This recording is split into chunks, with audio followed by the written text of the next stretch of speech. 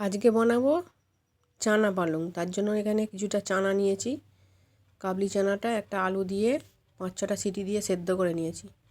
আলুটা অপশনাল, আপনারা চাইলে দিতেও পারেন নাও পারেন। আর এদিকে পালং শাকটা একটু ভাপিয়ে নিচ্ছি, নিয়ে তুলে ঠান্ডা করে নেব। আর অন্যদিকে আদা, কাঁচা লঙ্কা, টমেটোর একটা পেস্ট করে নেব। নিয়ে পালংটা রেখে দিলাম ঠান্ডা করে। এবার ওই পালংটার মধ্যেই দিয়ে দেবো একটু কাজু, দিয়ে বেটে পেস্ট করে নেব। আর তার মধ্যে আর একটু দিয়ে দেবো টক দই, দিয়ে একসঙ্গে মিশিয়ে সাইডে রেখে দিলাম। এবার যেই মশলাটা আগে থেকে বেটে রেখেছিলাম তার মধ্যে দিলাম হলুদ, একটু জিরে গুঁড়ো আর একটু ধনে গুঁড়ো।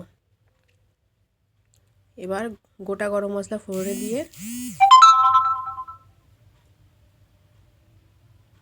দিয়ে দিলাম মশলাটা, দিয়ে একটু ভালো করে মশলাটা কষাবো। দিলাম স্বাদ মতো লবণ, দিয়ে আবারও সব ভালো করে মেশাবো। মশলা কষানো হয়ে গেলে দিয়ে দিলাম পালং শাকের পেস্টটা, দিয়ে সব কিছু একসঙ্গে ভালো করে মিশিয়ে নিয়ে টেস্টের ব্যালেন্সের জন্য দেবো একটু চিনি, দিয়ে এবার চানাটা যে সেদ্ধ করেছিলাম আগে থেকে দিয়ে দিলাম, দিয়ে বেশ কিছুক্ষণ ভালো করে ফোটাবো। ফুটিয়ে নিয়ে ওপর থেকে একটু গরম মশলা গুঁড়ো ছড়িয়ে, ধনেপাতা কুচি ছড়িয়ে নামিয়ে নিলেই তৈরি হয়ে যাবে চানা পালং। এইভাবে চানা পালং কিংবা পরোটা, রুটি যার সাথেই খান না কেন দারুণ লাগবে, একবার বানিয়ে দেখুন।